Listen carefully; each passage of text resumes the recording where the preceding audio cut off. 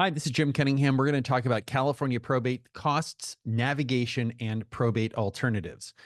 And we're going to cover why probate is bad in California. And spoiler alert, it's terrible. It's really can be, frankly, catastrophic for many families. What is probate? Why do we have it? And why is it so expensive? Probate is a very expensive process, very labor intensive, involving a lot of people, a lot of moving parts.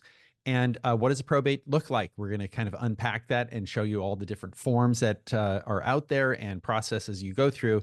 And then, most importantly, how can you avoid probate? Now, this is designed in part for people who haven't died yet, right? This might be you, this might be a loved one, and there's some things you can do to avoid probate. And also, once someone has passed away, sometimes you can still avoid probate. So it depends on the assets, and we'll be covering that. So if you're watching this on YouTube, please subscribe to our YouTube channel and give us a little thumbs up. We really appreciate that. Also, check out the comments. If you have any questions, if you're watching this on YouTube, you can go ahead and write those questions in the comments, and we do answer those.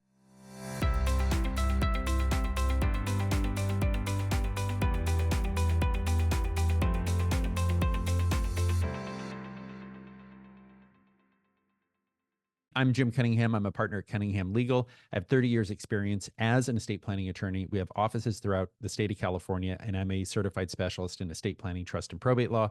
I'm a real estate broker, securities insurance licensed, and a pilot. We have a growing number of attorneys in our firm. We are all dedicated to all things multi-generational wealth creation and transfer. This is estate planning, trust administration, probate, and real estate and business matters for typically family businesses. This is a disclaimer. I'm a lawyer. When I say you, there's no attorney-client relationship. There's no, please don't rely on this as legal advice. Don't watch this video and then say, oh, Jim said, and go out and do a bunch of stuff. Really, this is for information only and hopefully a little bit of fun. So why is probate bad in California? Well, number one, it's time consuming, and the absolute bare minimum time that you can finish a probate in California, if all the stars are aligned and everyone does what they're supposed to do and everyone shows up for work and, you know, gets things done timely, is about 9 months. Okay. But realistically, in the real world, the average is somewhere between 16 and 24 months. So oftentimes this is like no fault of the court, no fault of the attorney. Sometimes you just have an estate that's kind of a mess, and it just takes time to sell property, to get tenants out, whatever it is. You have to deal with all of these things typically before you can close the probate. And also the probate courts are frequently backed up. So bear in mind that this is a justice system. It is part of the greater justice system in California, and there are certain priorities that come before others. Processing people who have been charged with a crime, they have to be under the U.S. Constitution. They have to be expedited in that process, and sometimes that can take court resources away from probate. Probate's expensive. So probate in California is based on the gross value of assets. Now, what do I mean by that? So if the only asset of the estate is a home that's $1 million, the attorney and executor fees are going to be about $50,000 by the time you're done. And if there's a $950,000 mortgage on that property, the fees are still about $50,000. So it could be 100%, right? But if you don't have a mortgage and the house is sold and the assets are distributed to the heirs, then that's where we get that sort of 4 to 8% figure. And very important, there is absolutely no privacy in probate. Probate is a public hearing. It's a public matter. Anyone now can go online and see, John Smith passed away. Who are the heirs? What does the will say? All of this is public record. So if you're leaving an inheritance to loved ones in a will or no will, and that goes through intestacy, we'll talk about that if you don't have a will, all of that information is public, and that kind of freaks a lot of people out. Also, we'll talk about this. Probate is designed to pay creditors. A living trust is designed to benefit beneficiaries, the people who inherit. So fundamentally different architectures, different structures. Remember, probate is pro-creditor. Living trust is pro-beneficiary. Also, sometimes probates, I would say one of the challenges is probate creates a forum where people can come in and air all the dirty laundry in the family. So it is not uncommon for people to have some type of disagreement with the sibling, right? Maybe you have a jerk brother or a jerk sister, and a lot of this stuff does come out in probate court, and that can tend to delay things and run up costs as well. Everyone's entitled to their day in court, unfortunately. So when is probate necessary? If you do not have a fully funded living trust, you likely will end up in probate court. What do I mean by that? So living trust is a bucket. You do this while you're alive, or while the person who, creates this living trust is alive. They create this bucket, and you put your stocks, bonds, mutual funds into the bucket. A trustee holds onto the handle, and when that person who created the trust stops being trustee, that bucket is passed on to the next person. So as long as everything's in the bucket that should be in the bucket, typically we're not seeing people go to probate court. Now, there are some new sort of esoteric reasons why you might want to go to probate court even if you have a living trust, and that has to do with creditor issues. But broadly speaking, you're staying out of probate court if you have a fully funded living trust. A will does not keep you out of probate court. A will is not a legally binding document until it is admitted by a judge to probate court. So a will necessarily requires the court involvement to be valid. A living trust, on the other hand, does not require a court to be legally binding and legally valid. So you can see there's a little bit of split here between the living trust and the probate. If you have a will, it is not a valid will until it is admitted to the probate court, and we'll cover how that works. So if there's no will, now not everything goes to the state of California. It goes to what we call intestate heirs. There's a table of consanguinity, which means if you pass away, your assets are going to your spouse, your kids, your grandkids, your parents, your brothers and sisters, your second cousins thrice removed, whatever it is. And there's a table for that. But the state of California decides where your assets go, not you. So you do have the power to create a will. You have the power to create a living trust. And sadly, a lot of people don't, right? So there are some exceptions to probate, and it has to do with value and nature of the assets. When the assets are in the name of a decedent, the total assets are less than $184,500 and not real estate, okay? But if it's just a cash account for $150,000, you can do what is called a 13100 declaration. That is probate code section 13100. And that is where all the people who are entitled to that money, this would be the beneficiaries, not the executor signs this, but all the people entitled to the money sign an affidavit, and they each get checks, and the money's paid directly to them. Now, you still have to pay creditors to the extent you've inherited money. There's still some other hair on that transaction, if you will, but that is an expedited way of doing that. But you do have to wait 40 days and 40 nights. Like Noah was in the ark 40 days and 40 nights. Jesus was in the desert for 40 days and 40 nights. There is a statutory requirement that 40 days must have elapsed since the death of the decedent in order to do this. Don't ask me why they picked 40, not 30 or 60. Who knows? Probate is the only way. This is very important to understand. If you don't have a fully funded living trust and you only have a will or no will, and your assets are over $184,000 or they involve real estate, probate is the only way to dispose of or otherwise transfer someone who's passed away, their property, to the people entitled to it. Now, this may seem like kind of a Captain Obvious thing, but if the kids want to sell mom's house and mom's dead, mom's not living to go to the notary and sign a deed. I mean, this is kind of grim and really obvious, but mom isn't there to sign the deed. Mom's name is on the deed. If the kids want to sell the property to the buyer of the house, that buyer is going to want to make sure that they end up with the property. It's not enough for the kids to say, oh, here's the will, and we all agree. If I'm buying a house for $1 million, I'm going to want some assurance that I'm really the person who's entitled to this. And that is what probate does, right? So probate appoints somebody to sign on mom's behalf, or on behalf of mom's estate. So what is probate? Probate is the Latin word. The Latin root for probate is probare, which means to prove. So the whole kind of purpose of probate court is to prove the authenticity, validity of a will. So it is a legal process after death or incapacity. Now, when I say incapacity, I'm talking about conservatorships and guardianships. We covered that in other webinars. But when a person passes away, and by the way, both of the conservatorship, guardianship, and probate matters are heard by the probate court. So it's a court of what we call exclusive jurisdiction. Only the probate court can hear these matters. And so when a person passes away with a will, without a will, or not a fully funded living trust, then that is the probate process. You're going to probate court, and the rules of probate cover, right, how things work. So probate court exclusively handles certain matters. So this comes from the church courts. You would have the king's courts, right, back in Europe, a long time ago. So the church head courts. So the church handled matters of the soul. And since we're talking about people dying and souls, That's how we end up with probate. So probate is sort of the modern iteration of the old court of chancery, which was the church court. So it handles decedents' estates. When somebody dies, the probate court has exclusive jurisdiction. You cannot go to a normal civil court. They'll kick it back to probate court. And it handles conservatorships and guardianships. So a conservatorship is for somebody who's over the age of 18 in California, who can't do for themselves, typically mentally, right? So there's some mental incapacity there, and they can't handle their own financial affairs or provide for their food, clothing, and shelter. A guardianship is for someone who is under the age of 18, but it's a similar process. You have a guardian or a conservator appointed, and but that happens in probate court, but that happens when somebody's incapacitated, either mentally incapacitated or incapacitated because they're under the age of 18. That's when you use a guardianship. It's been said that probate is a lawsuit you file against yourself to protect your creditors. And I cannot tell you how true this is. I already mentioned this.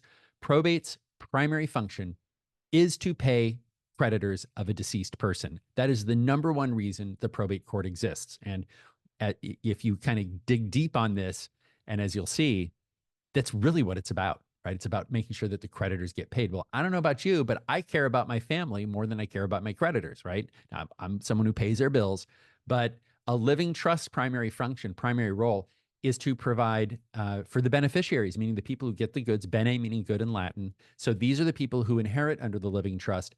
And the trust administration structure is geared not to favor creditors, but it's geared to favor beneficiaries. So very, very important distinction.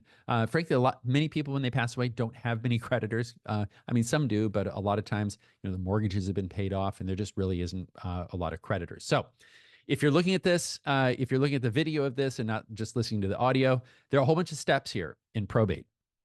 And I'm not going to bore you and kind of read all of these out loud, but it is very important to understand that there is a process. It starts in the upper left-hand corner, and these are columns. Some of these things happen concurrently, meaning it doesn't matter if one finishes before you start the other one, but some run consecutively. So some of these, you have to finish A before you can start with B, and other ones, C and D can run simultaneously. But it's a very archaic, old process. I mean, this whole process is centuries old. What we're doing here, this has very little change. I've been in practice 30 years. This has not changed a whole lot in 30 years. So the 10 biggest steps in probate. Number one is you file your petition for probate in the county of the decedent's residence. So wherever this decedent died, wherever that decedent was a resident of, that is where you file the probate. And if you're looking at the slide here, it says county of decedent's death. That should be county of decedent's residence. You then give notice of petition to administer estate to the interested party. So you actually have to send a piece of paper, and you have to publish, if you can believe this. See, this hasn't changed. You have to publish the notice of hearing in a local newspaper. Now, here's the rule. Get your pencil out or your pen. Just pay attention to this.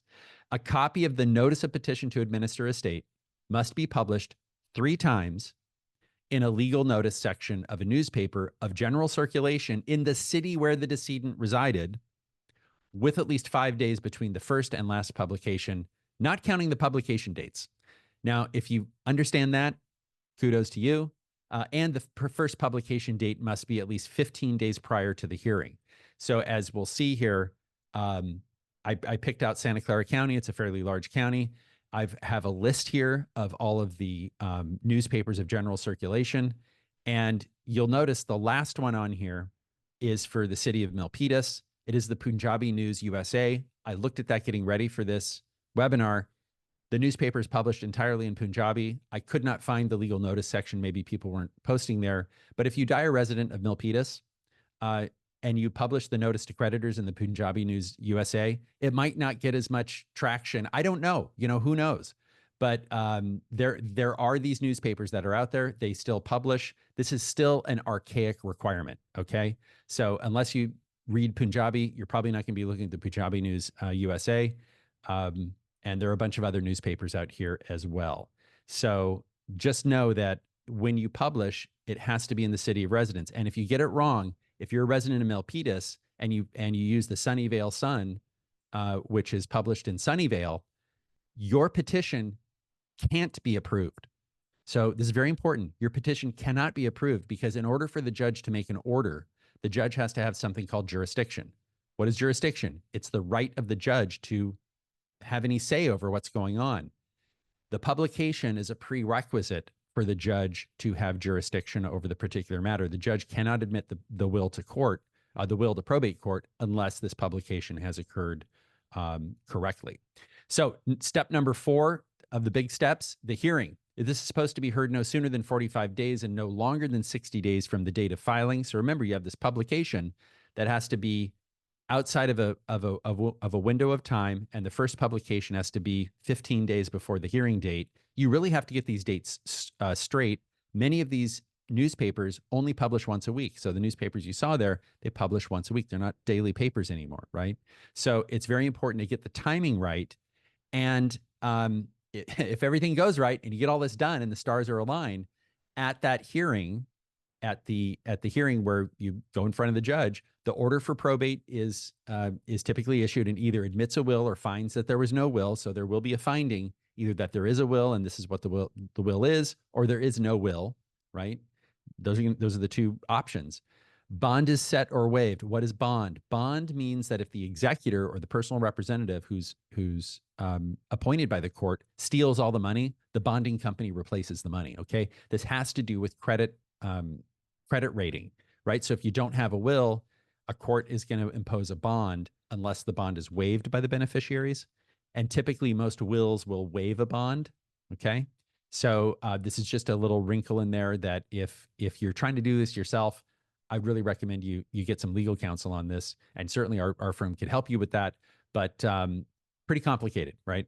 So then the probate referee is appointed. The probate referee is appointed by the governor to value property for state purposes. So it's not a person in a striped shirt with a whistle. This is a person that is assigned county by county, and there can be more than one probate referee in a county, and they value property in probate proceedings. The court order directs the clerk to issue letters. So there's a two parts to this. Number one, the clerk of the judge signs the order. That's not enough, because what the order says is the order is directing the clerk of the court, and that's the person at the filing window, the counter that you go to, the clerk of the court, to issue letters. Now, these letters can only be issued once the duties and liabilities, which is a form where the person who's appointed as administrator acknowledges, yes, I accept the duties, I'm aware of the liabilities, I'm aware of all the stuff that I'm responsible for. They have to acknowledge that. That gets filed with the court. Once you have the order and the duties and liabilities, then the clerk issues letters. Now, these letters, they don't generate this document. This is typically generated by your attorney, or it's generated by, if you're doing a self-help thing, you would be generating this yourself. It has to be all correct. And when you get the letters issued back to you, make sure you have the purple seal, not the black seal, not the black and white. The purple seal means it's an original document. Now, I think this came before color photocopiers, right?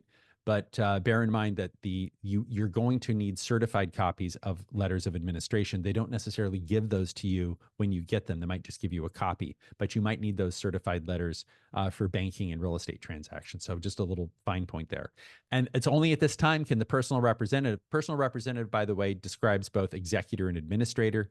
The executor, we use the term executor when there's a will. We use the term administrator when there's no will that's been admitted to probate. So that's the difference between the two, but it's the same function.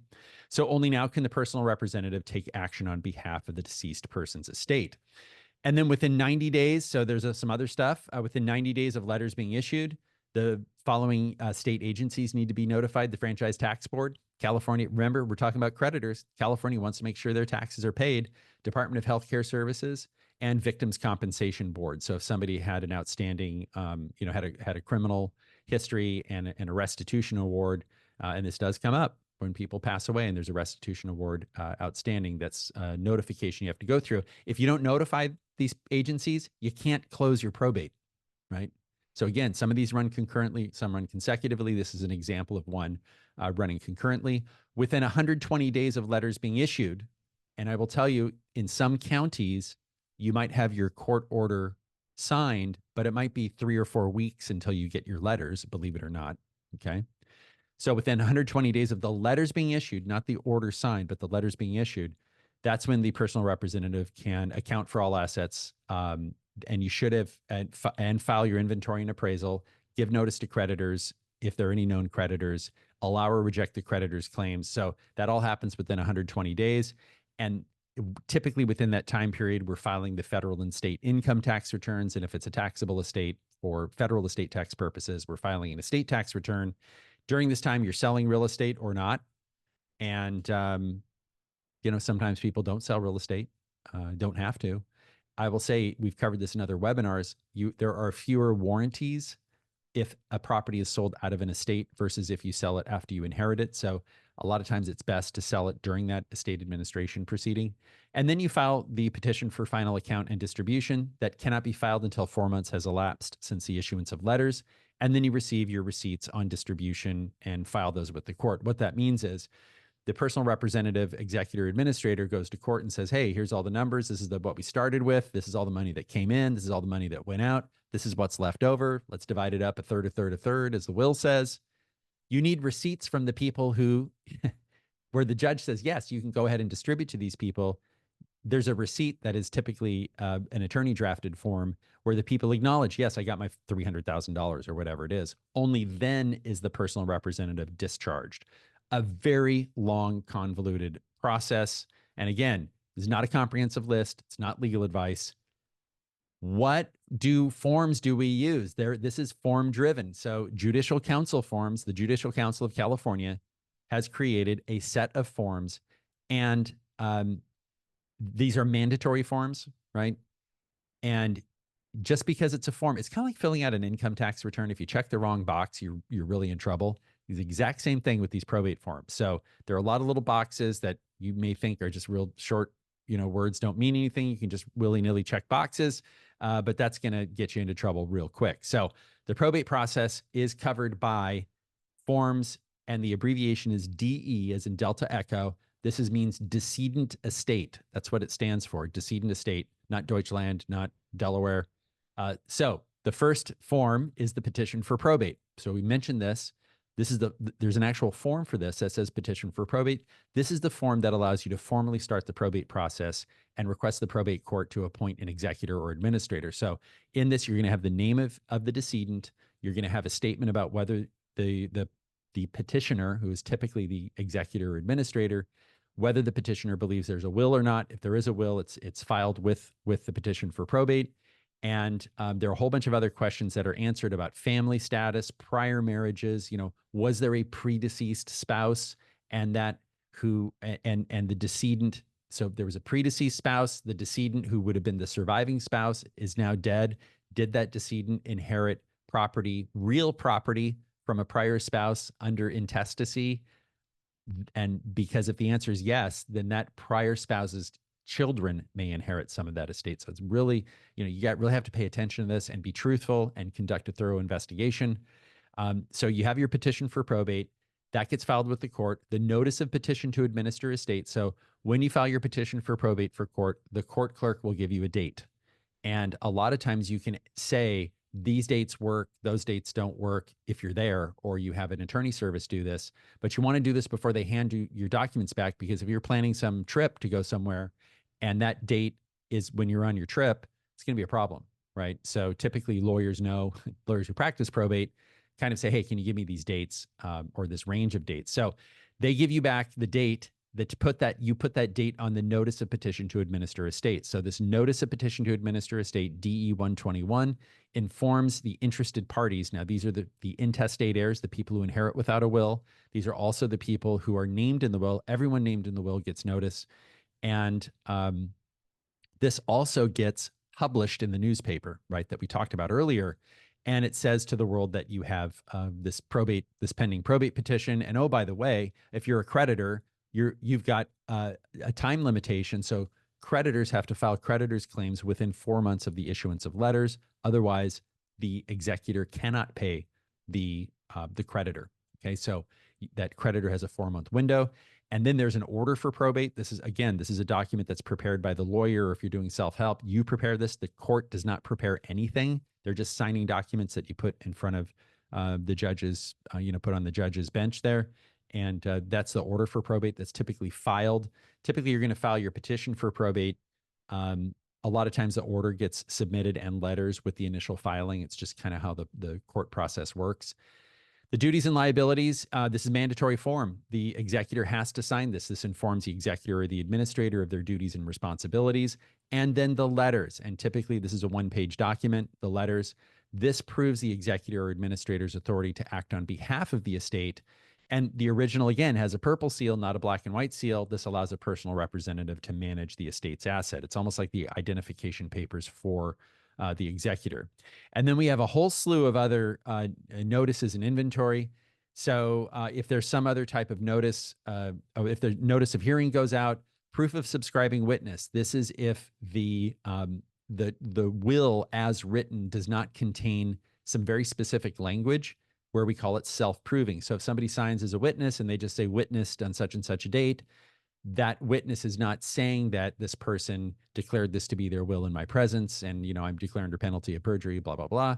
That's sometimes you need a proof of subscribing witness, typically on wills that aren't really correctly drafted, and that helps in the probate process. Inventory and appraisal, very important. It's mandatory.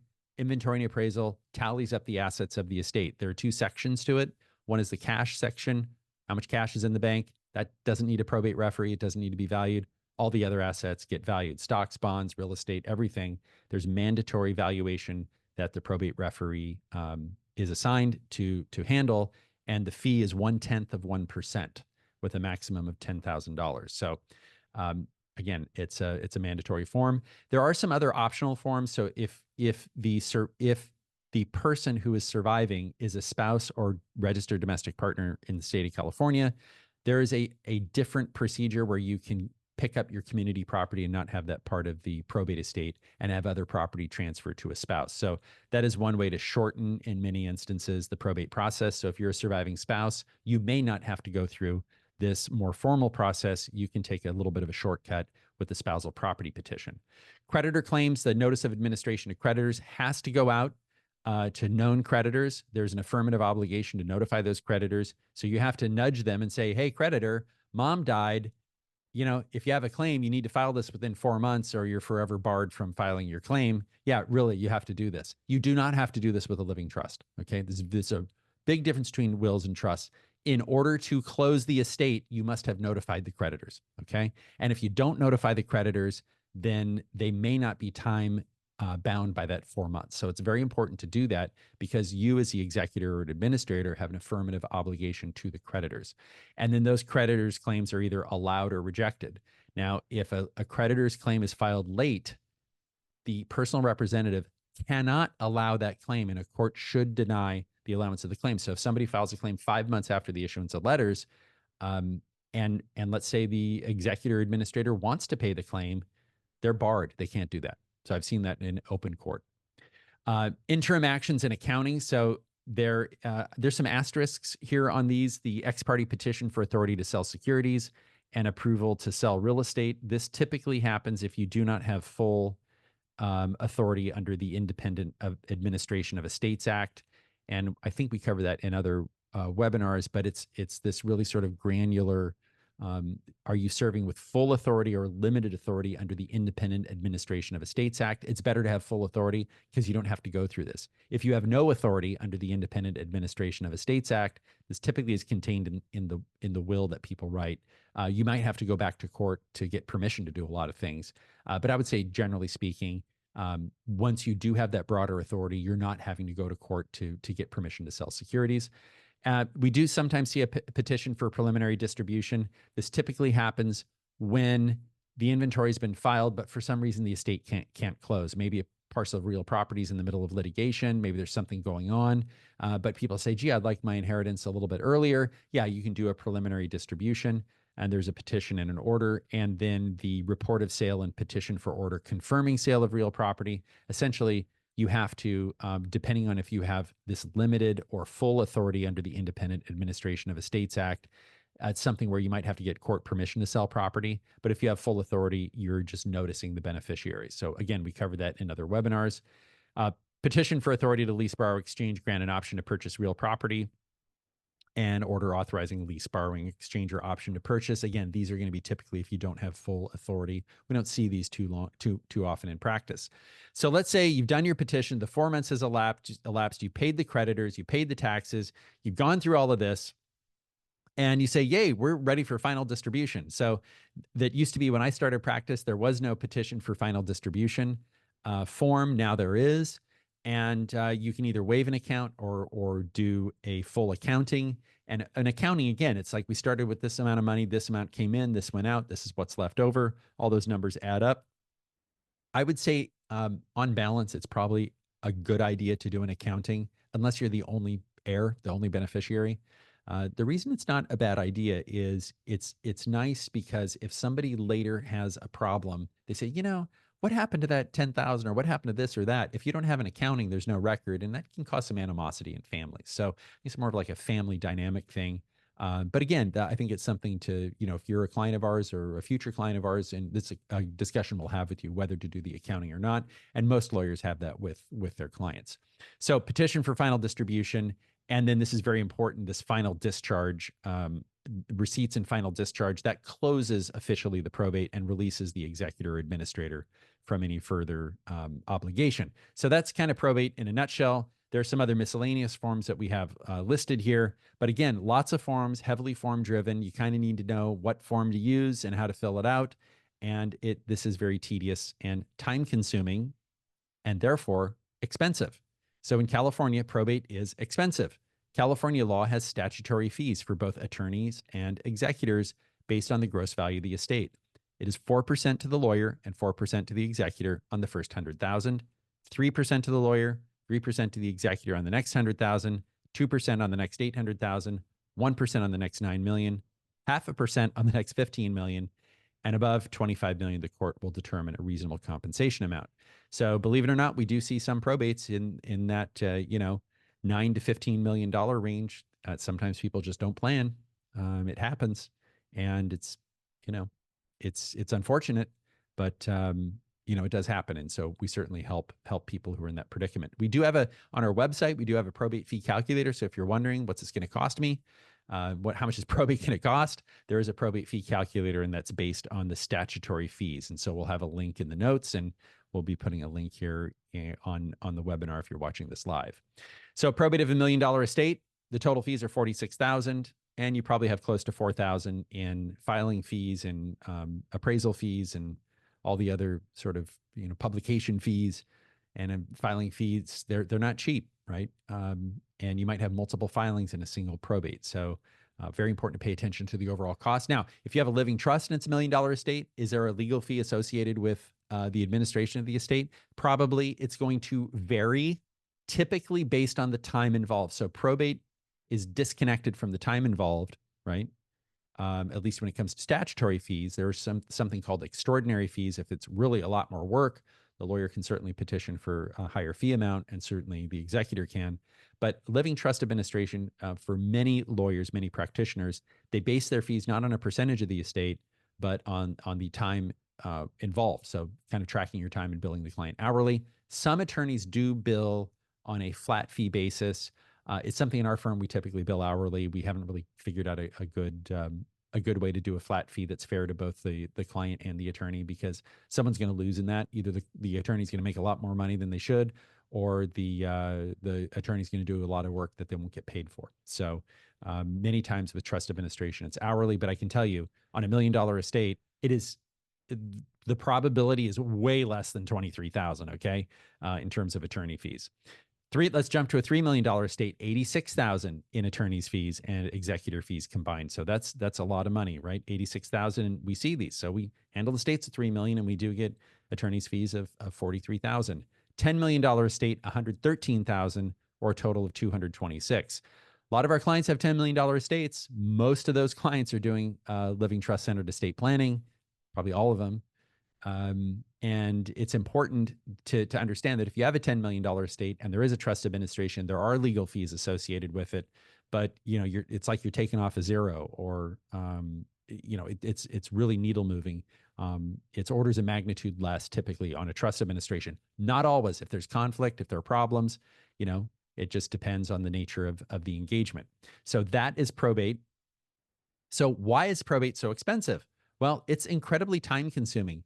We went through in the video, we've gone through all of the steps or a lot of the steps you take, but this requires multiple court appearances and filing. So it's filing after filing, court appearance. The lawyer is not only working with the executor administrator and working through the issues in the estate, but then the lawyer law firm also is working with the court on scheduling, making sure that the court staff does their job timely, because sometimes a court will say, well, we're just continuing all hearings today because of something that happened. We can't get a court reporter in. That happened to me years ago. And so they just continue all their matters. So probate court requires multiple hearings, and the probates can get backed up for months. And this is county by county. So you file in the county of the decedent's residence. And if that county happens to be backed up, your matter is going to be backed up because you can't jump to another county. The executor has to notify all beneficiaries, heirs, and creditors about the probate proceedings, and it can be hard to find people. So you think you might have that estranged brother that you're going to have to notify. And, in many instances, we've had to hire a private investigator. Now, technology has made it significantly easier to find people, but still you have to find this person and then send them by U.S. Postal Service, first class, a notice of petition to administer estate. So that is a requirement. Mandatory waiting periods, 4 months. So the longer something is in a law office, typically the higher the fees are because the lawyers have to deal with it. The executor is required to inventory and appraise all estate assets. So the inventory, the executor working with the lawyer typically lists all the assets on the inventory and appraisal, and then that inventory goes to the probate referee, and the probate referee fills in the values, and then that piece of paper is filed with the court. And the debts and taxes must be identified, resolved, and paid before distribution. And that can be a lot harder than it sounds. Dealing with creditors. A creditor may say, well, I think the decedent owed me $10,000. And the executor says, well, we paid that. Well, no, we don't have a record of you paying it. Well, yeah, we already paid it. And so you're going back and forth, and that may require an escalation to the lawyer. Probate is complicated. As you've seen, the process itself is arcane and complicated and drawn out. But if you throw in family drama, if Johnny got that red bicycle in 1962 and Sally's still mad at Johnny because Sally didn't get the red bicycle in 1962 for Christmas, guess what? That can come out in probate, right? And all it does is it takes this family drama and family dynamics and puts gasoline on it. And it can really be ugly with family. These are people who probably weren't having Thanksgiving together anyway, but certainly after this, there's no hope that they'll be getting together for Thanksgiving ever again.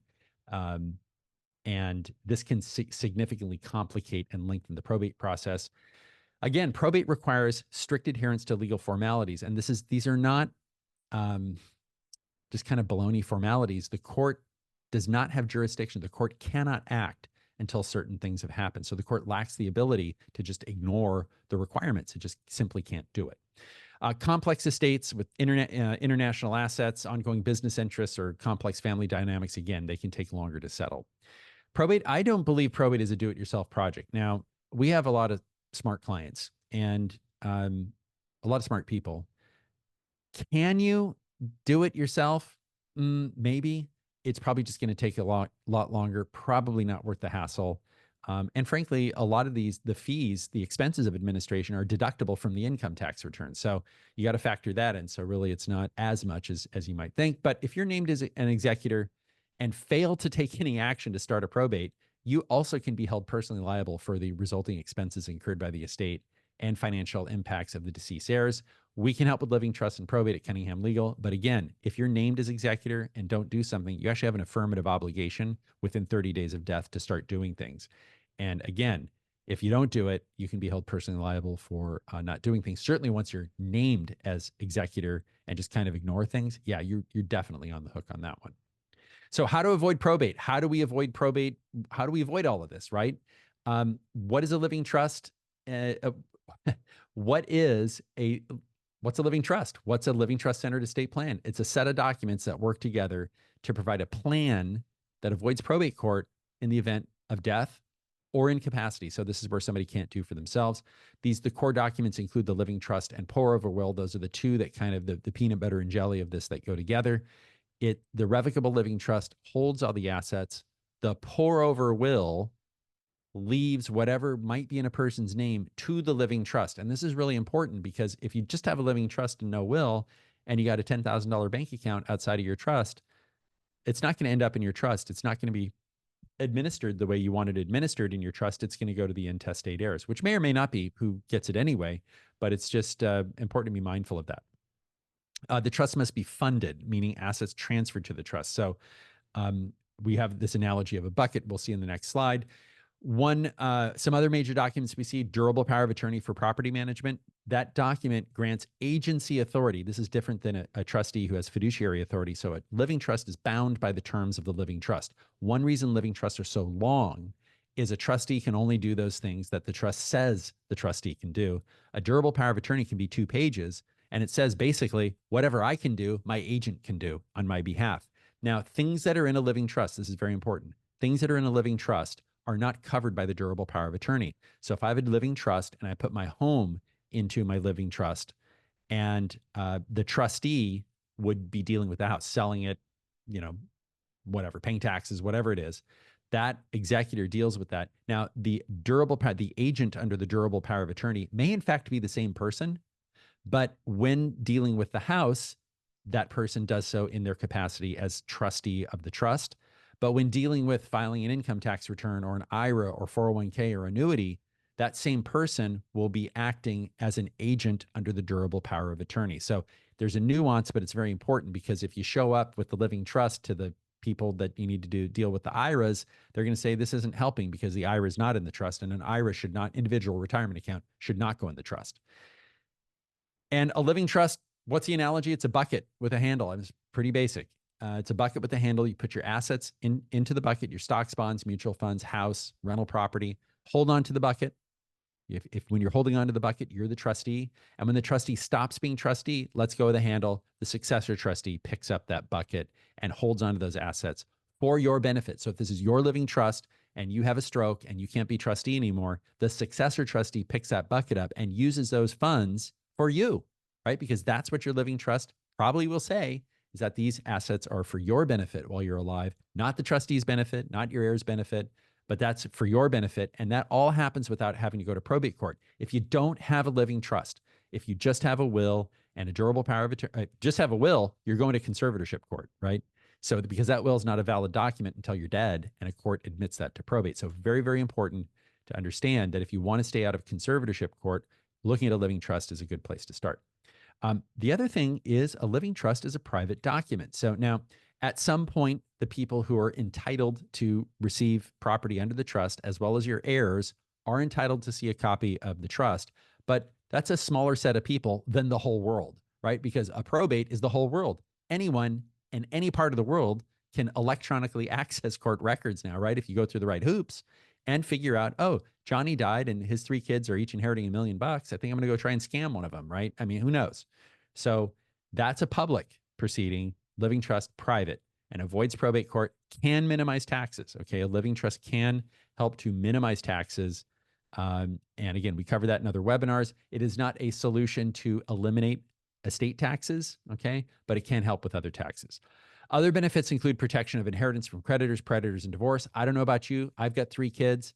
I think about it, when my kids inherit from my wife and I from our estate, I'm not sure I would want it to go. Well, I know I wouldn't want it to go any future ex-son-in-law or future ex-daughter-in-law. And if you're watching this, sorry, but want to keep that with the family. So a lot of people are really concerned that if they leave that inheritance to their daughter, they don't want it going to the daughter's spouse, right, after a divorce. Other benefits, well, basically a living trust is better than probating a will. And I know we're talking about probate, but it's also good to talk about how to avoid it. So maybe you're going through a probate. Maybe you're going through a probate with your mom's passed away, and it's this terrible thing, and you're figuring out like, hey, how can I avoid this? For me, look at a living trust. I'm not saying do a living trust because it may not be appropriate for you. I'm saying take a look at it, because that's really the first place that we start when people call us and they say, I want to avoid probate. All right, let's look and see if a living trust is for you. So why do people use living trusts? They use them for estate planning. They use them for tax planning and asset protection. A lot of tax planning can happen, certainly when you leave assets to other people, and avoiding estate taxes in your children's estate. I know it's a little kind of sometimes hard to think of that, but as wealth can increase multi-generationally, generation over generation. There are some strategies so that when you leave an inheritance to your children that grows, it can be outside of their estate. Trusts are used to avoid probate, protect your legacy for loved ones, minimize taxes, and it's really a wrapper. It's a vehicle for managing assets for people who are either minors, right? Maybe they're just too young to lawfully have, if you're under 18, you can't have more than $5,000. You're going to have a guardianship for that. Or loved ones with special needs. And it's, again, we cover this in other webinars, but you might have a loved one who really just can't receive that money. And frankly, protecting it from future ex-sons-in-law and ex-daughters-in-law. That for most people is like, okay, I'm doing a living trust, right? That's it. And these are at the core. A trust is at the core of most estate plans in California. And fundamentally, what this is doing is providing peace of mind, right? The reason people do estate planning is, does it benefit you if you do an estate plan for you? Maybe, but the real benefit happens after you're dead. So it's not benefiting you, but it's benefiting the people that you care about. So, and that gives you peace of mind. And it's part of adulting, as we say. So that brings us to the end of our time together. We do have offices in Northern and Southern California. And if you're watching this on YouTube, please subscribe to our YouTube channel. Next week, and if you're watching this on YouTube, you might have already seen this. So this is the crazy thing about doing these live. Next week, retiring in California. How does it work? And is it for you? A lot of people say, I'm leaving California. Believe it or not, a lot of people say, I'm moving to California. So if you're in New Jersey had the highest number of people coming to California last year, but you may be in other states and you say, I'm looking at where I should retire. There are a lot of reasons to retire in California, and does it work for you? And we're going to be talking about that, some of the mechanics on how it works if you come in from another state. Or certainly if you're a Californian and you want to stay here, right? We'll talk about that. And it's good content. We will open it up for questions. If you're watching this on YouTube, just keep going. Put your questions in our comments, by the way, if you're watching this on YouTube, because we answer those.